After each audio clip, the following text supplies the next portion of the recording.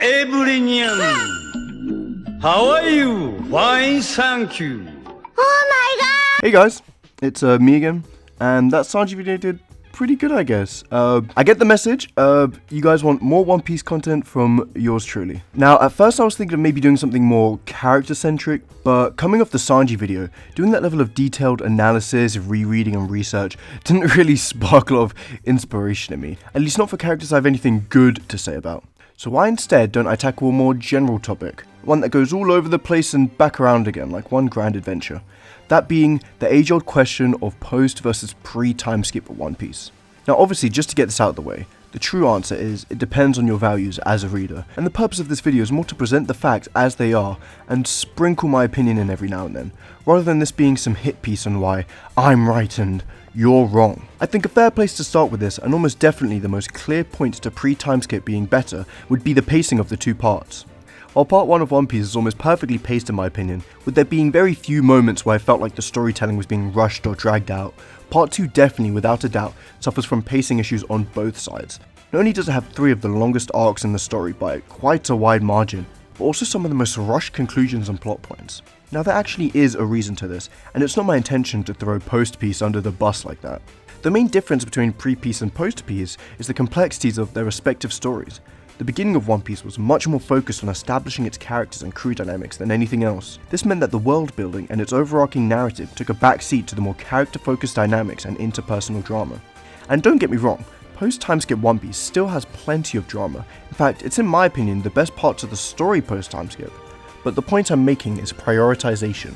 The same way post-time skip still has interpersonal storytelling, pre-time skip was still full of world building and overarching plot points. It's just that at some point between the two parts, Oda had a switch in priorities and decided one was more important than the other. Now once again, I don't want it to seem like one is necessarily better than the other, but to give an example, the longest overarching saga, that would be arcs with similar characters, objectives and so on, would be the Water 7 saga pre-time skip, and only if you count from the Long Ring Long Island arc to the end of the post-Enies Lobby arc at a whopping 138 chapters long. Now for context, that entire saga, from the Davy backfight to the very end of Enies Lobby, is still not as long as Wano. Wano Kuni being a single arc of its own even larger saga that itself consists of 403 chapters in its entirety. You can see what I mean when I say the story of One Piece got a bit more complicated when a single saga is almost 80 chapters longer than all of Dragon Ball Z from Raditz to Buu. Hell, you can add the 23rd Budokai and quite literally experience all of peak fiction in the time it took for Luffy to get from here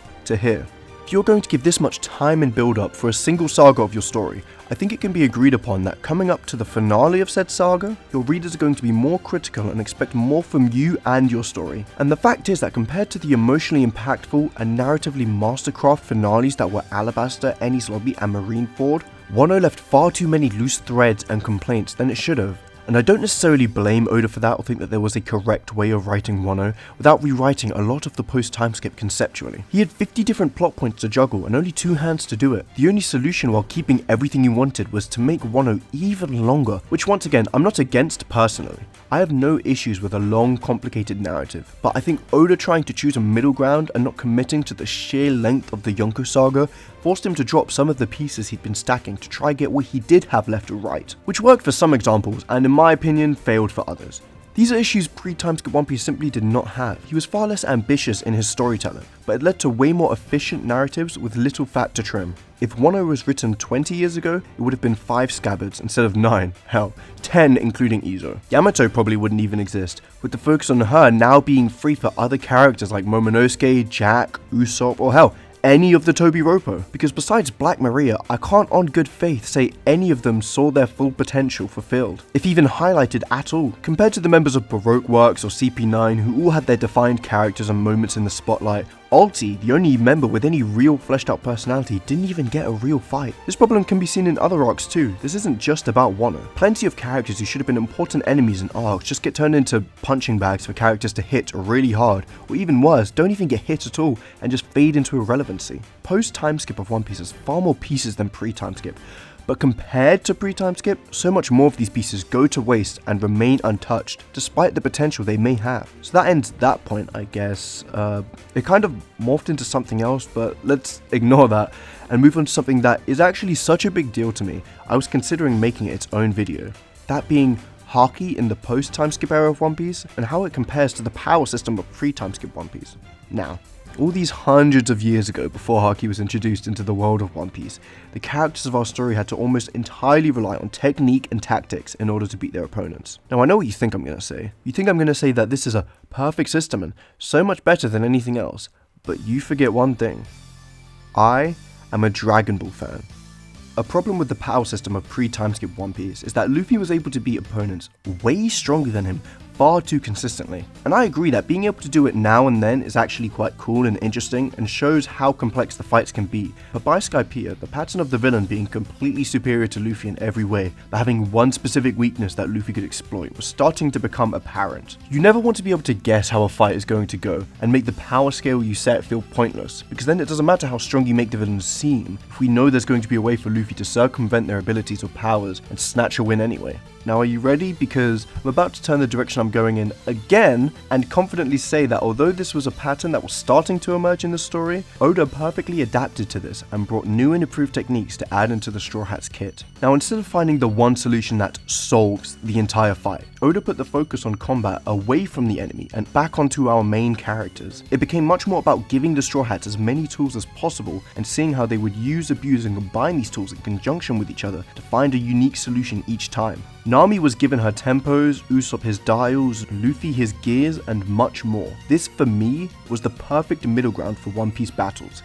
The sweet spot between Enies Lobby and Impel Down where everything just made sense. You were given each character's toolkit and it was up to them to make something out of nothing and get creative with what they had and try pull a victory when it seemed impossible. Now for the final twist, that being Marineford, where the battle system wasn't exactly terrible, for the most part it was the same, with the only real difference being Oda clumsily trying to softball Haki into the story without really explaining it. Not the best end, but definitely not anything egregious or worth getting angry over. So overall, pre-Timeskip, the battle system Oda had created for One Piece was extremely creative, had a lot of room for growth and ingenuity, and was overall extremely fun to read and clearly took a lot of inspiration to write. Now if you think pre-Timeskip had me changing my mind a lot, you're going to hate how post-Timeskip is going to go, because now we have to deal with Haki.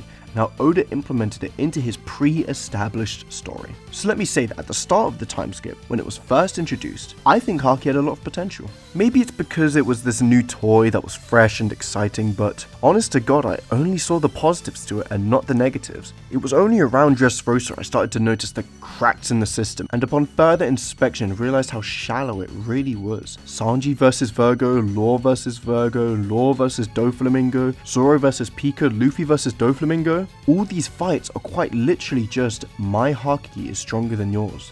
Even Gear 4, which I adore as a form by the way, only actually beats Doflamingo because it strengthens Luffy's Haki, which is the main issue I have with the system. It completely centralizes every character and fight that involves it. If you don't have strong Haki, there is nothing you can do against someone who does have it. Fights are no longer about using your brain, it's about using your Haki. The best thing you can hope to do if you're the person with weaker Haki is to just run and hide like Pika vs Zoro. It made fights extremely boring and dull and got stale very quickly. It looks like this was just going to be the entire story of One Piece from now on. That was until... Now in all honesty, practically all my issues with post-Timeskip One Piece are resolved in Whole Cake Island. But that's a video for another day I'll have to add onto the list. Anyway, the reason I've chosen to talk about it now specifically is because it introduced a little thing called Advanced Haki. Specifically, Advanced Observation Haki. Advanced Haki really changed the game when it came to One Piece fights. Now it was possible to specialize in different schools of Haki enough to learn specific techniques that not many characters had. It was a way to differentiate fighters from one another and add more depth to this system. This would continue with Advanced Armament Haki, or Ryo, being introduced into Wano. See, the reason these abilities are so good isn't because they are conceptually busted or an instant win in a fight, it's because it gives you a tactical edge or another tool in the aforementioned ever-growing toolbox. Even with the gears, Snake Man actually has a utility instead of just being objectively stronger than the form that came before it. I think that's what it's all about, honestly. Specific abilities with situational utility versus one-size-fits-all power boosts. Future Sight is useful, but against an opponent with confusing movements or overwhelming strength, seeing the future is way less useful. Snake Man lets you overwhelm enemies with its attack patterns, but ultimately it does less damage than Bounce Man, giving it a specific use. Ryo lets you bypass most forms of conventional durability with its ability to destroy enemies from the inside, but that's one specific use that is useful against enemies who have particularly strong defenses like Yeah, sorry guys, that didn't last very long. Apparently bypassing defenses, Ryo's only use, doesn't actually work on Kaido's scales for some reason. Which is weird because it seems the only reason it was introduced as an ability was to get past the issue of Kaido's scales being so tough. Kind of makes you wonder what the point of Ryo is in the first— Oh wait, I remember. It was for advanced conquerors, of course, that's what Oda was building up to. It's not like Luffy learning Ryo, a specific technique he spent weeks learning just to circumvent his durability was enough. No, he needed advanced conquerors as well. Oh, and what's the ability of advanced conquerors, you ask? Oh, just to hit people harder.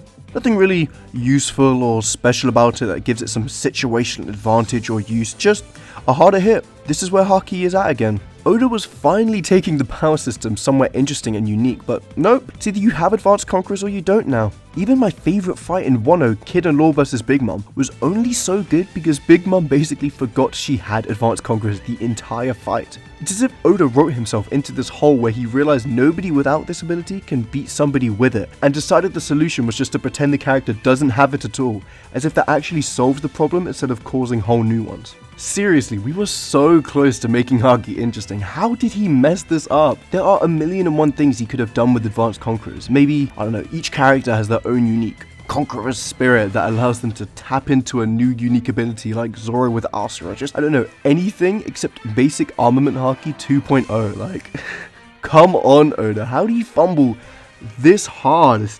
It's depressing. You can see how this is going to be its own video, right? I think I'll try and wrap this up with what I'm best at, some good old character analysis. So when it comes to the Straw Hats, I think if I say the characterization pretty much across the board was better pre-Timeskip than post-Timeskip, I don't think many people would argue. Although, you know what, let me officially just give my opinion on each Straw Hat pre and post-Timeskip, just so we're clear on the matter. He's still the GOAT, don't worry. Although the Nika retcon did some damage, he's still as consistent as ever. Went from a character you could actually respect and was clear Oda loved, to now reserved to being the guy who cuts things. I already talked about this in my Sanji video, but I think something that's worth mentioning since then is we literally visited his ancestral homeland, the island he comes from, yet Oda didn't care enough to do anything with it in the manga, instead divulging his entire family tree in an SBS. Come on man, you gotta do better than this. She's still consistent, I'll give her that. Was good in Dressrosa, but has been on the back burner for an awfully long time. Listen, I'm patient, I believe Oda can cook, but if Usopp doesn't get any major focus in the next 2 arcs after Wano, it might be pretty much over for him as far as the Timeskip is concerned, at least until the very end of the story. Probably one of the few Straw Hats who has an argument for having better treatment post-Timeskip. Some people say his gag getting worse means his overall character writing is worse, but I think when you start prioritizing gags over backstories and character moments, your agenda has officially surpassed your reading comprehension. Either way, he's good. Okay, I know I was harsh to Zoro, but when I say Oda no longer respects Chopper as a character, I literally mean that. He is now just the mascot. Oda unironically stated that Chopper's dream wasn't possible anymore, meaning he has no plans to actually complete Chopper's character. That's literally like Oda saying in an interview, oh well, Luffy can't actually become king of the pirate guys, that's ridiculous. I'd like to offer my sincere apology to all Chopper fans watching this, like, seriously guys, I don't know how I'd take it if my favourite character was treated like this. Definitely been given less attention post-Timeskip, but it's not been by a huge amount, so I don't think it's anything to go crazy about. The definitive Timeskip upgrade. I do not care if you prefer his pre-Timeskip character design. Oda's treatment of Frankie as the older brother of the entire crew, his development as someone more manly, hard-boiled and reliable, has not only been heartwarming, but also hilarious. As someone whose favourite Straw Hat was actually Frankie for a very long time after Water 7, seeing Oda give this guy love makes me truly happy. Broke.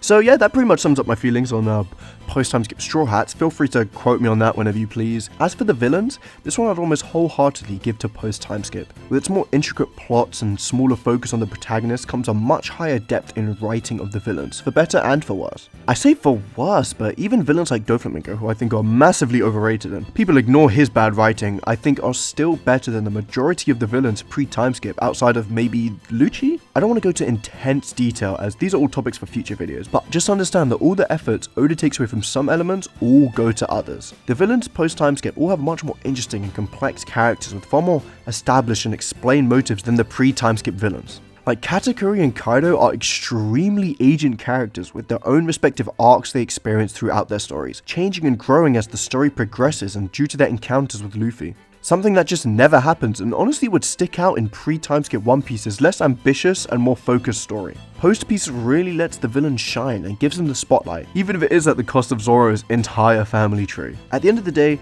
while I do personally prefer pre-time skip One Piece, if someone said they preferred post-time skip, I would completely understand. Yeah, it gets kind of messy at some points, but there's nothing wrong with the hot mess. It has low lows, but at the same time it has exceptionally high highs. I don't want anyone leaving this video thinking that post-time skip One Piece is something deplorable or to be hated on, because that's not a fair reflection on the story post-time skip at all. Just the story from Wano Act 3 onwards. Besides that, it's great, honestly. Hey, so another One Piece video. Wow, look at it. Look at me, I did it. Hopefully, more videos in the future. I don't know if you saw my community post. I am monetized now, so I make money off this. I realized I could have monetized the channel for a while. I only realized because the Sanji video, I could have made like almost $1,000, bro. It was quite bad. I missed out on a lot of money. So anyways, I'm going to be making more videos now. So if you like that, you'll enjoy. End of video.